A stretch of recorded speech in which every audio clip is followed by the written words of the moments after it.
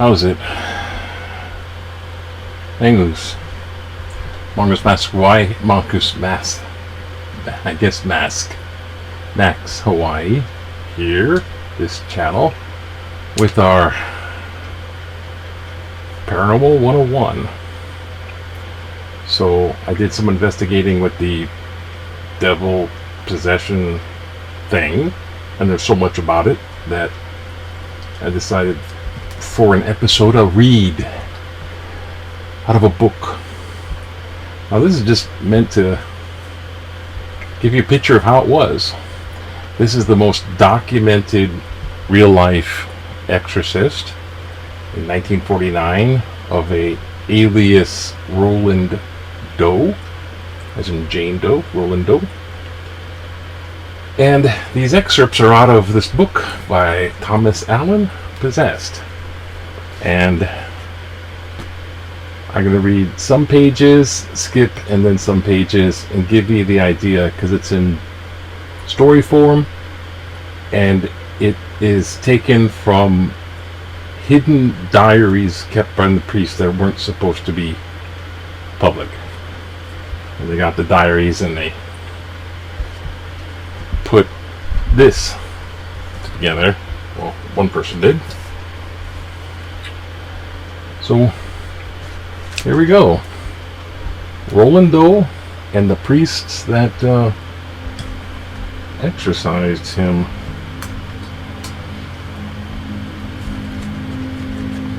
So in this book, I'm going to just try to go fast. This might be long, but page 166. Bowdern, priest, trotted ahead and opened the door of the rectory, then helped the two men push and pull Robbie. In this book, he's Robbie. Through the door, he was shouting incoherently and spitting great gobs of spit that splattered on the cheeks of the father, his uncle, and now Bowdern. The men, stumbling from exhaustion, hauled Robbie into a parlor off the entrance hallway and pushed him to the floor. Bowdern got a pitcher of ice water from the refrigerator in the kitchen and poured it on Robbie's grimace. So this would be the baptism. Ice water on the face of a boy turned demon. Robbie calmed for a minute, and the men pulled him to his feet. He went limp, refusing to walk. He resumed his cursing and spitting. His father and uncle carried him to the third-floor room that he had occupied before and put him on the bed. They held down his arms and legs while waiting for Bowdern. He appeared with Michael, the handyman Robbie had taunted. Bowdern told Michael that he would be proxy for an urgent baptism that Bowdern was improvising. Instead of a tranquil, triumphant baptism at the marble font, there would be a desperate, violent ritual. Bowdern had planned the adult baptism with a long profession of faith and abjuration of heresy. There was no time, no peace. Bowdern stood over the bed and asked, "Do you renounce Satan and all his works?" Robbie snarled and withered. Nearly breaking out of the grip of his father and uncle, he spat in Bowdern's face. "Do you renounce Satan and all his works?" Bowdern repeated. The boy reacted even more violently. Bowdern asked the question a third time, thought he saw the thrashing body weaken, and after a long pause asked for a fourth time, "Do you renounce Satan and all his works?" Robbie's eyes opened. For a moment his face was the face of a tired boy. "I do renounce Satan and all his works," he whispered, and in the next instant he nearly squirmed out of his hands that held him. Eyes closed, he began spinning, and, as every one of his targets later said, he never missed. Bowdern now began to prepare to administer the sacrament of baptism. He motioned to Michael, who came closer to the bed and became a target. Bowdern told him that what he had to do. Michael had to touch Robbie, acknowledging him as a candidate for baptism. And in Robert's name, Michael had to recite the Apostles' Creed and summary of the Catholic dogma. The first touch of the holy water on Robbie's brow sent him into a worse paroxysm of rage Bowdern had yet seen that night. While Robbie withered, spat, and cursed, Bowdern splashed him and again. For an instant, the priest thought he saw a glimmer of the real Robbie. At that instant, Bowdern said, "Ego te baptizo," I baptize thee, "in nomine Patris," in the name of the Father. The words triggered another outburst, which Bowdern encountered with another generous cascade of holy water. Using this words then water technique, Bowdern completed the baptism. It took nearly 4 hours. Then, jump 172 page. Bowdern brought with him another relic, a tiny splinter that was revered as a piece of the true cross. It was enshrined in a small golden reliquary that Bowdern had put on a bureau out of Robbie's reach. Robbie sat on his bed in his underwear while Bowdern rapidly recited the prayers of exorcism. As he began the Principio, I command thee, unclean spirit, he wondered whether the reactions of the demon within Robbie would be different now that he was Catholic. Robbie showed no response to the prayers. At one point he asked his mother for a dish of ice cream. He sat in bed eating the ice cream while Bowdern prayed on. The priest had about decided that this would be a short night when Robbie bolted out of the bed and ran downstairs. Bowdern, fearing that Robbie would become violent, followed him to the ground floor and ordered him back into the bedroom. Robbie nodded and started climbing the stairs in the slow, sullen way of a chastised child, with Bowdern right behind him. In the hallway at the top of the stairs, Robbie sprinted. He raced into the bedroom and reached for the reliquary. O'Flaherty snatched Robbie's hand away, but the boy spun and, with lightning speed, tore 4 pages of the exorcism prayers from an open copy of the ritual. When Bowdern reached for the room, Robbie was in bed laughing a maniacal laugh. The torn pages clutched in his hand. Bowdern borrowed O'Flaherty's ritual and again began the Principio. After reciting the words Dicus mihi nominum tuum, diem et horum, exitus tui cum aliquo signo, thou shalt tell me by some sign or by other thy name and the day and hour of thy departure. Bowdern paused, startling everyone into the room. Robbie said, Dicus mihi nominum tuum diem. Then he added, stick it up your ass. At another point, when he was asked when the demon would depart, Robbie said, shut up, shut up. That was the pattern of the next 4 hours. Bowdern praying in Latin, Robbie shouting, sometimes echoing the Latin or responding with some hideous laugh. Bowdern praying, Robbie mocking or twisting the Latin, laughing, cursing.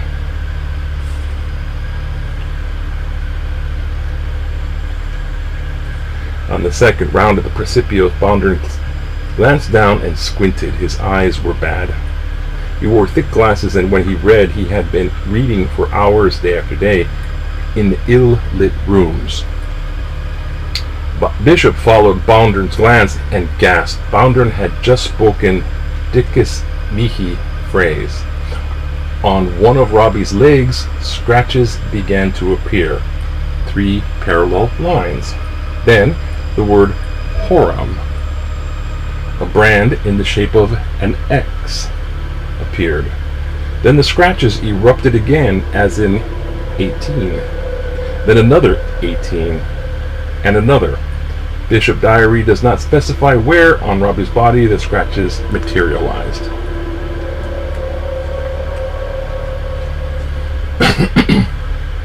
In 77.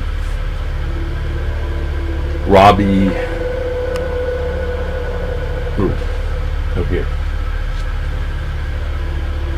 Bounder envisioned Robbie's marching from the darkness of death to the light of hope. But what about 18 on his body?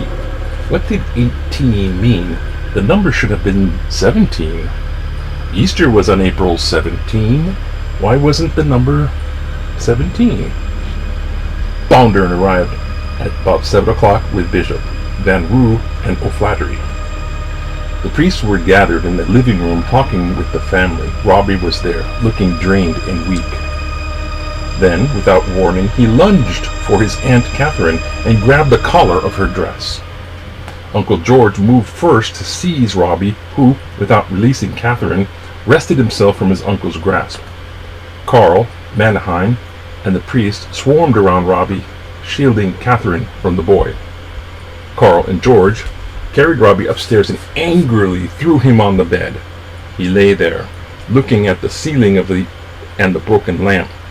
George's tolerance for Robbie's spells had vanished. Catherine had twice been attacked by her nephew. No matter how sick he might be, Robbie started singing and shouting. For a moment, George could not understand what the boy was saying. Then he understood. Robbie was singing about Billy, his little cousin Billy, George Mayhem's youngest child.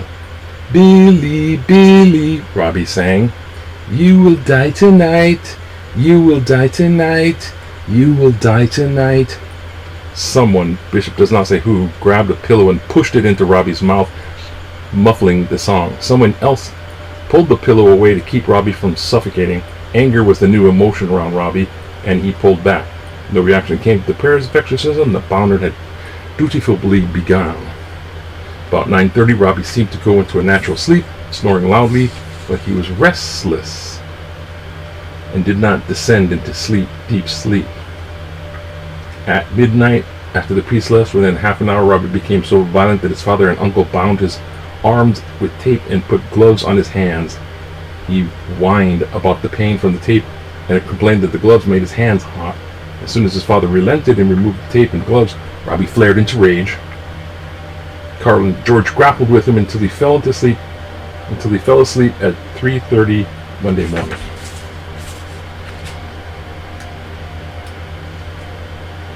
(183)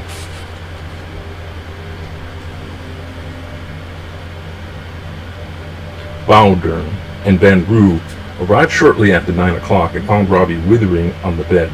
The exorcist immediately began the Principio. He had spoken only a few words when Robbie squirmed, tore open his pajama top, and revealed a scratch that was rippling along his stomach. Even as Bounder and Mannheim watched, the two other scratches opened up and tore across his chest. It was as if the blade of a razor was moving inside his skin. His thin chest was heaving and he was screaming in pain. Scratched on his chest was 4. Bounder prayed on, and the word Jesus. Robbie winced. "My legs! Look at my legs!" he cried. His mother whipped back the sheets covering him. She pulled back down his pajama bottoms. 2 deep parallel slashes were slowly running down one leg from the thigh to the foot, tearing off an old scab.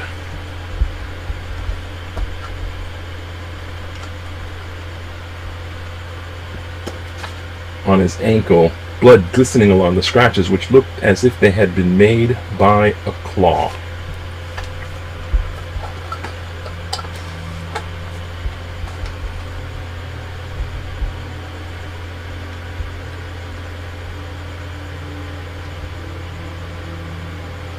Robbie's eyes were open.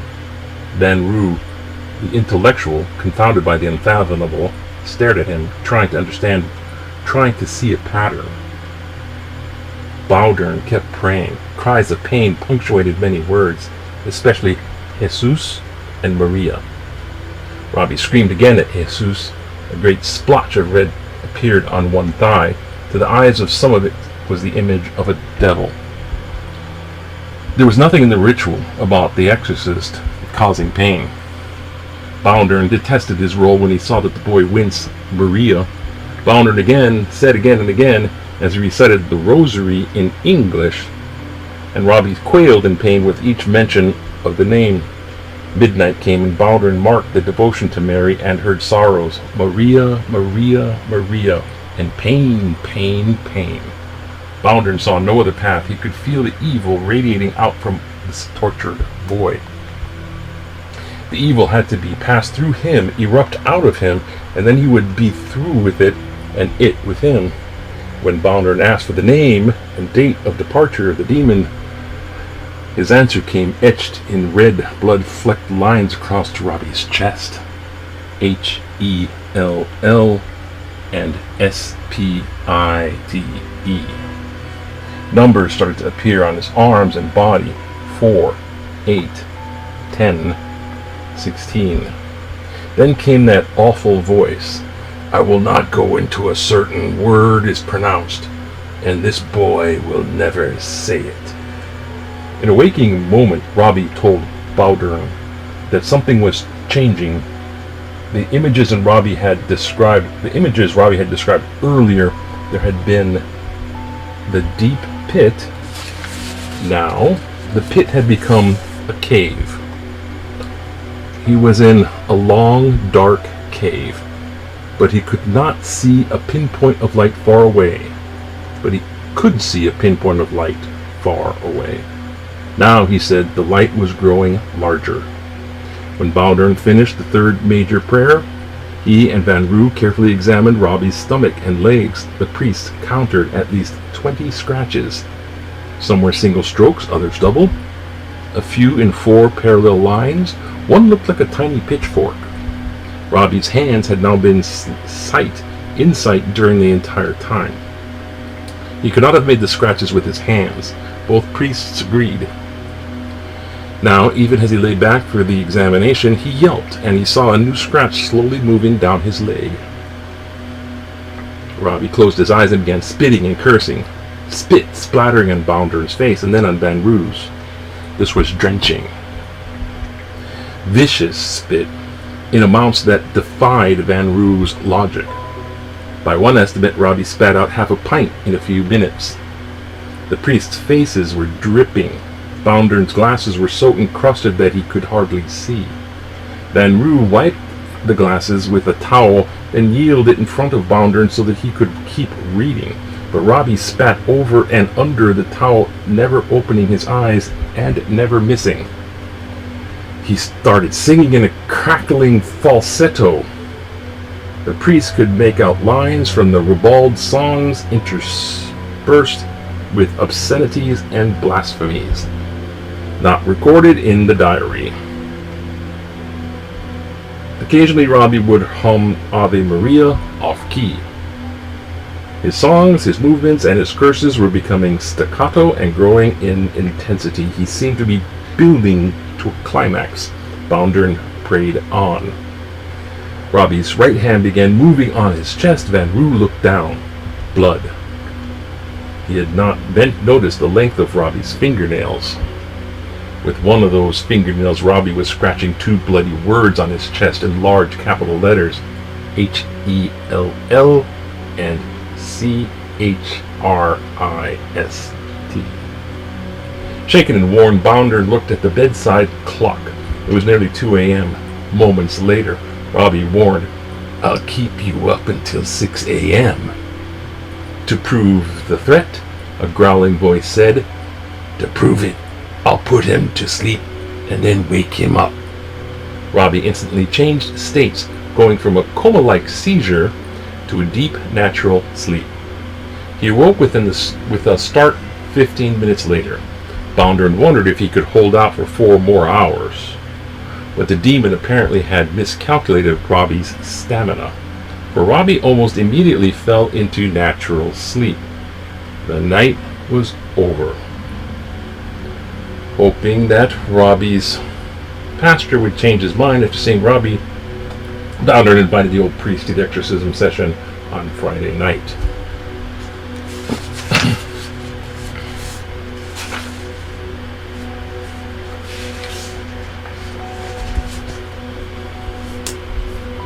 On occasion, the Jesuit familiar within intimate details of the case. He manifested an unfathomable knowledge of sensitivities of the exorcist and others, attempting to create a feeling of distrust and hostility between them. Another Jesuit said he told facts about their past life that the boy couldn't have possibly known. Hughes said in a third-person account that the devil made some disclosures that were embarrassing to the participants, but he did not profit by them. Whatever these facts were, many of them apparently intensely private, they were not recorded. The instructions in the ritual told the exorcist, note, what particular words in the form of the prayers had a more intimidating effect upon the devil, so that hereafter these words may be employed with greater stress and frequency. Bounder knew that he had found a weak point spot, and he hammered at it again and again, asking for the day and hour of departure. Perhaps he thought this question intimidated the demon because he knew it was the end was near.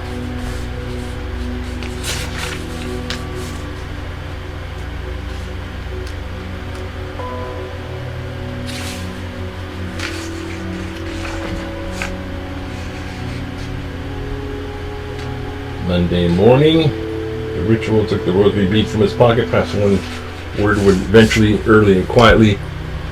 But the Jesuits and Robbie had hardly reached the second decade of the rosary before Robbie shrieked in pain and clutched his chest. One of the priests leaned over, opened Robbie's hospital gown, and saw red blotch. Soon after the reciting of the rosary resumed, Robbie screamed repeatedly. This time the capital letters X-E-I-T materialized in his bloody scratches on his chest, and a long scratch in the shape of an arrow ran down his chest and stomach, pointing towards his penis. X-E-X-I-T appeared 3 times in different places on Robbie's body. His shirt was off and I saw those markings, Halloran remembered, and there was no way in the world he could have done it with a needle or a fingernail or anything else. Not with us watching him.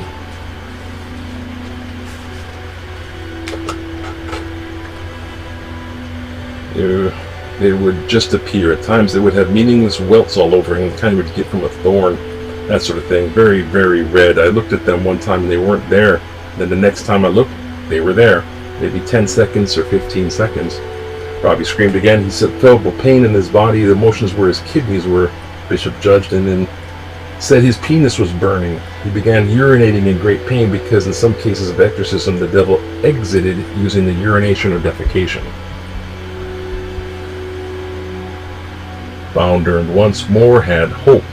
He had decided to strengthen Robbie's soul by giving him Holy Communion. At the mention of communion, Robbie went wild.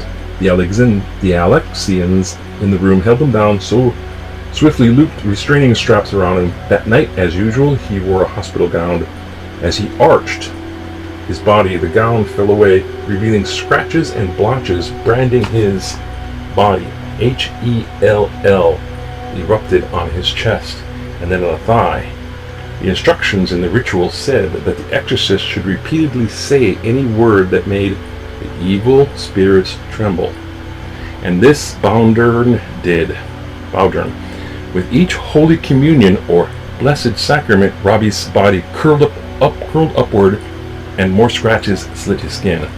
I'm giving communion, Bowdern shouted, bending closer to the grimacing, eyes closed face. Somehow Robbie snaked a hand out of his restraint and punched Bowdern squarely in the testicles. How do you like that for a nutcracker? Robbie said in a voice that cackled triumphantly. Bowdern staggered back. The Alexians tightened the restraints and Robbie's body arched against them. From these contortions apparently came reports that he could curve his body backward until the back of his head touched the back of his feet. This had been reported in other possessions, but it is not mentioned in Bishop's diary. Halloran says he never saw it happen.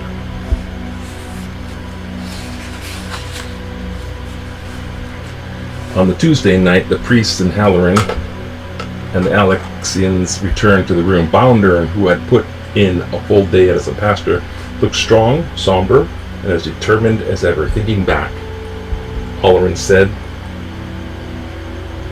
of him, he would have carried on the exorcism on the ledge of a 16-story building. Bowdern knelt at the side of the bed, rapidly went through the litany of the saints and the Our Father, then, as usual, recited the 53rd Psalm. But there was a new, firm timbre, and the music of the psalm emerged. Deus in nomine tuum salvum me fac, et in virtute tua. Save me, O God, by thy name, and further my cause by thy power. O God, hear my prayer, give ear to the words of my mouth. For proud men have risen against me, and men of violence have sought my life. They have not set God before their eyes, but see, God is my helper. The Lord supporteth my life. Let the evil recoil upon my foes, and cut them off in thy faithfulness. Gladly I will sacrifice unto thee. I will praise thee, thy name, O God, for it is good. In every need he hath delivered me, and my eye has seen the confusion of my foe. Glory be to the Father, and to the Son. Everyone looked toward the bed where Robbie lay, eyes closed, body twitching.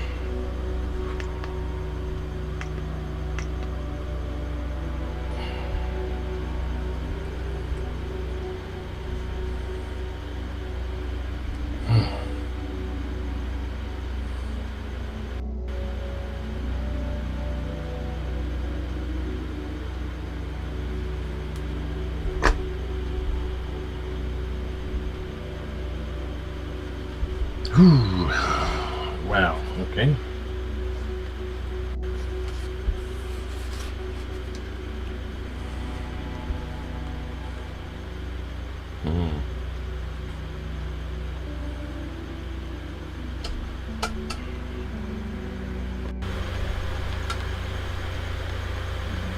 His body twitching.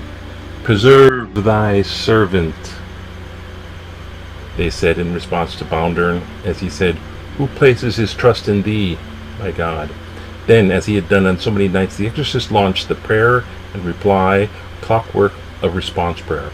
Tonight, to the usual responding of voices, where other Jesuits were added, the voices of the Alexians. Esto ei Domini turis fortitudinis, Bounder began. Be unto him, O Lord, a fortress of strength. A faci inimici, the chorus responded, in the face of the enemy. Let the enemy have no power over him, and the son of evil do nothing to harm him. Send him, Lord, for aid from on high, and from Zion, watch over him, and let my cry come unto thee. Dominus Verbescum, Bounder concluded, thy Lord be with you.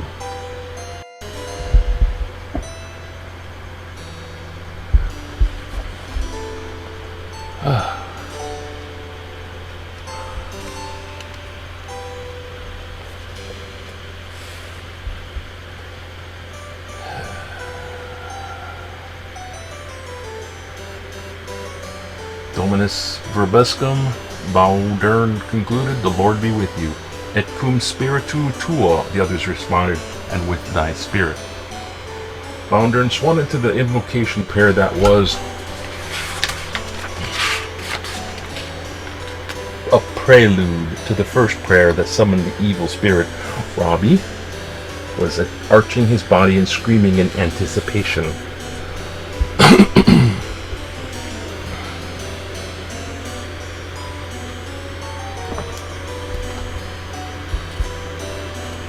Preceptio tibi, Baldern proclaimed in the most authoritative voice when he got to the first command. As usual, he switched to English. Thou shalt tell me by some sign or by other name the day and the hour of thy departure. I command. Stick it up your ass, came the shout from the bed. The words were followed by chilling, high-pitched laughter. The voice changed. I am the devil. I will make him awaken, and he will be pleasant. You will like him. Robbie instantly snapped his eyes open, smiled, looked around, and spoke with an eerie sweetness. In a moment, Robbie's eyes closed and his body tensed. I am the devil, and I will wake him up, and he will be awful. Robbie reawakened cranky, whining, cursing the men who were holding him. When the prayer's exorcism ended, Baldern started a round of rosaries, watching Robbie expectantly. No marks appeared on his body that night. Baldern again repeated to give Robbie Holy Communion. I will not let Robbie receive Holy Communion, said the voice that had identified itself as the devil's. Robbie nodded off what seemed to be a natural sleep, and Baldern ended the session. Because Robbie had shown such a consistent pattern of daytime stability, Baldern did not believe that the boy was endangered during the morning or afternoon. He seemed to live the life of a boyhood by day and the life of tortured soul only by night. Baldern felt that Robbie was most open to grace in that morning, so that Wednesday morning he asked that hospital chaplain, Father Seraphim Widman, to give Robbie Holy Communion. Widman readily agreed.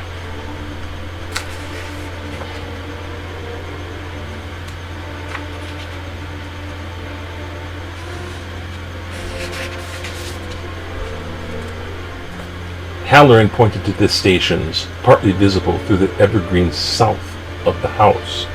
The Stations of the Cross, he said. The things our Lord went through during his passion. Would you like to see that?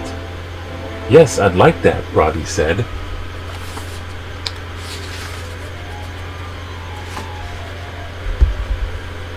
At the next station, Veronica wiped the blood-stained face of Jesus, and Halloran told how some people believe that Jesus rewarded Veronica by leaving the print of his face on a towel. Halloran turned away from the station and looked down. The path ran close to the edge here, and the ground fell off to a sheer, brush-fringed cliff. Halloran started to feel anxious. He walked faster. Jesus falls the second time. Mary meets the woman of Jerusalem. A white knot of kneeling, weeping woman watched Jesus stagger by. Halloran looked down at Robbie. Something was happening to him. Let's get him out of here, Halloran said, turning to Hasbrook. Jesus falls the third time. Jesus is stripped of his garment. Just before the 11th station, Jesus is nailed to the cross. Robbie started to scream and run. He ran up to the lawn. He turned and dashed down to the edge of the cliff. Halloran sprinted along the brink and threw himself at the boy, tackling him before he went over. Robbie fought and pummeled Halloran. Hasbrook ran up and helped pin Robbie to the ground. The boy had never gone wild in daylight. Halloran hoped that it would be a short rage, but he sensed that he and Hasbrook were beginning a long struggle. Half dragged, half carried the boy to the car. He was wild, Halloran remembered. He held Robbie down in the back seat while Halloran started the car and roared out of the grounds onto the main road. I was afraid we would be arrested for kidnapping, the way it just must have looked to anybody seeing us in the car.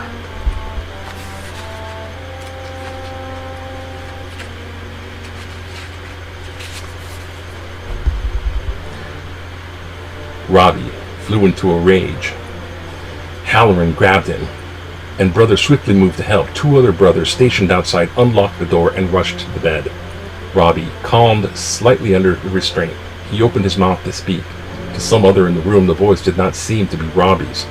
"God had told me to leave at 11 tonight," the voice said, "but not without a struggle." Then came by Bishop's testimony, the most violent eruption he had witnessed. For 20 straight minutes the boy tossed and twisted, cursed and grimaced.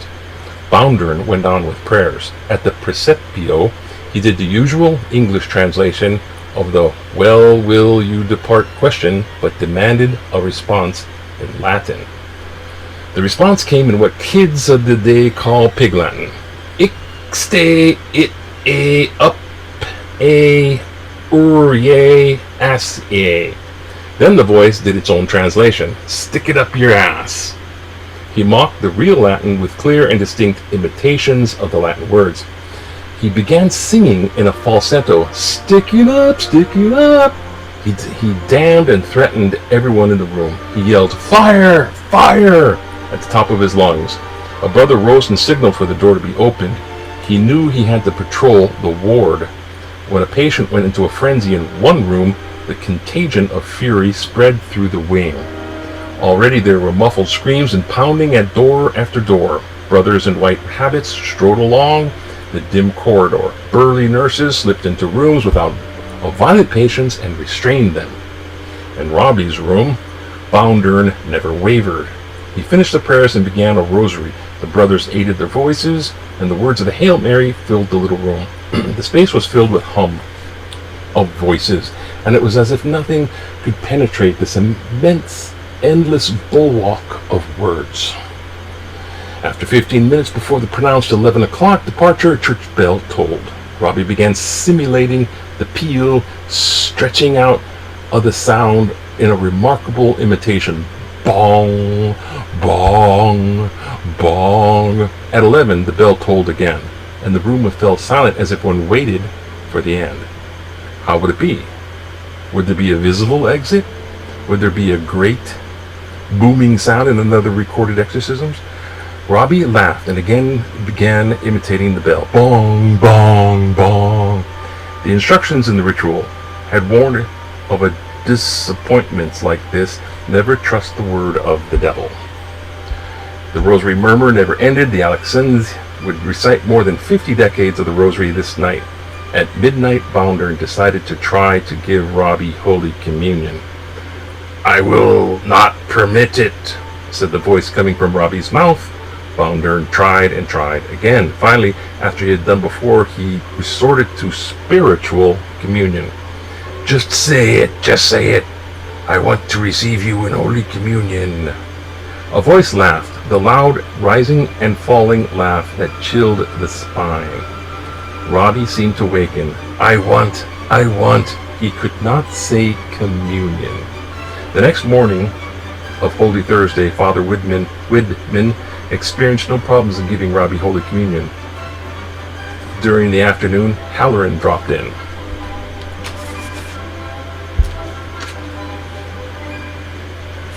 "209.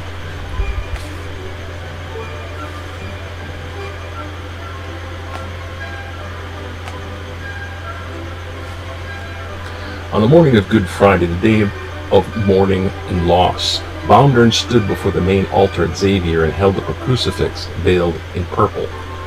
"Behold the wood of the cross," he said, "on which hung the salvation of the world." Then, in 3 stages, he unveiled the cross, kissed the feet of the crucified Jesus. One by one, his parishioners came forward to kiss the feet. Brother Rector Cornelius had brought a second statue, this one of St. Michael the Archangel. One of the prayers Cornelius believed to be especially effective was the one to St. Michael, "Most illustrious Prince of the heavenly host, the defender against the rulers of this world of darkness." The prayer ends with a vision that invokes a pit, like the one in Robbie had seen. Lay hold of the dragon, the ancient serpent, no other than the demon, Satan, and cast him bound into the abyss, so that he may no longer seduce mankind. On Holy Saturday, Cornelius brought the statue into Robbie's room. He talked with Robbie, and for a few minutes said a few prayers, and the statue placed on a table in the corner of the room. About 3 feet high, the statue portrayed a winged Michael, his head bare, his body sheathed in mail armor under a red and yellow robe. He held 2 hands, a spear, and was about to drive down the throat of a withering demon pinned to the ground by his feet. Holy Thursday, Good Friday, and now Holy Saturday, 3 days of peace in the room on the 5th floor. On this day, called the Day of Rest of the Lord's body in the tomb, the catacombs of the early Christianity had renounced Satan and become Christians in preparation for the glory of Easter. Bowdern expected that the Robbie's torment would follow the ancient timetable and he would find peace during the triumph of Easter.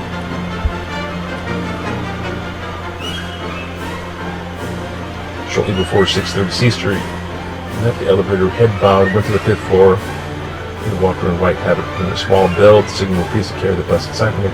While on duty, Thirpin worn over his ankle a black cassock and white sepulchre. Open your mouth, open your lips, open your lips. They tried to give Robbie communion.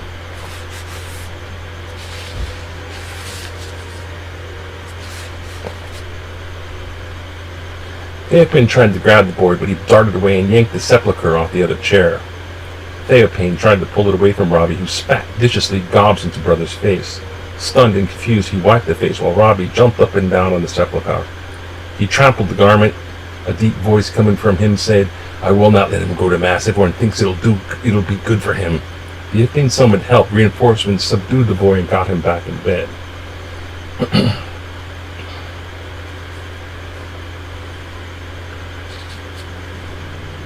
By the other time the brothers reached Emmett, he was exhausted and battered. He sounded a slight little boy could do this. Brother stepped forward and was like stopped by a solid punch. Several brothers grappled with Robbie. He kept screaming, "I'll kill you, I'll kill you." They got him down, holding his arms and legs, managed to carry him into an elevator and down the corridor into his room, where they strapped him, screaming and spitting, into his bed. The devil witnessed, called the voice, and he said again, "I will have Robbie awaken and ask for a knife." Emmett, Theopan, and other brothers looked at each other anxiously. He had threatened to kill his oppressors. In an instant, Robbie awaked and asked for a knife. He said he wanted to cut an Easter egg. He went back into a closed-eyed daze, and the prayers resumed. In a few minutes, the voice said, "I will have Robbie awake and ask for a drink of water." His eyes opened, and he asked for water. A trembling hand held the glass to him. He drank water and promptly closed his eyes and fell back to bed. Thought Easter would be a turning point. The voice, and devil's voice, as the bishop called it, now spoke more frequently and authoritatively. That was for sure. There was something in the air, something that touched each man in a different way. Witnesses did not agree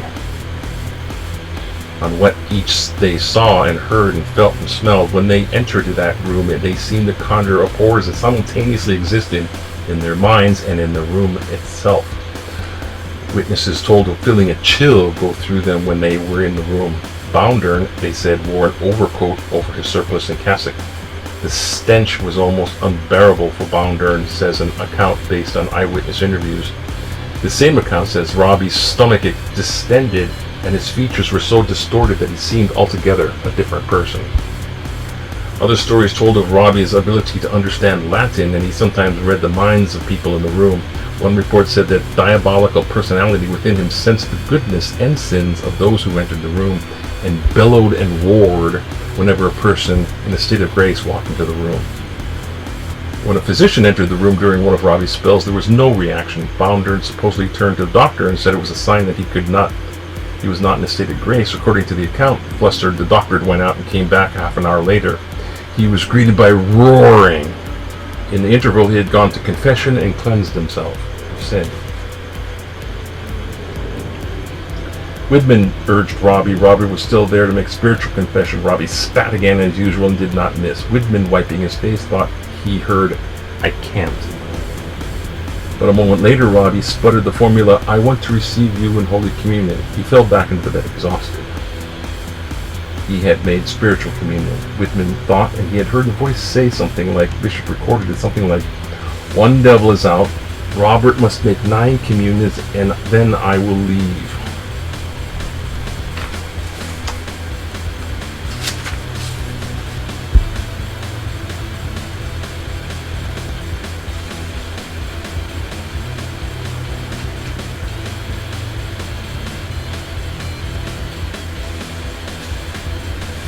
Parts where he pinned the medals to his chest. To viscera regnum, Robbie asked its meaning to keep watch over the reason, thou rule over his emotions, bring cheer to his heart. Minutes later, he came out for his transfer moment and asked about the Latin. Flattery suggested he try to learn Hail Mary in Latin, and he learned Latin. Hail Mary in its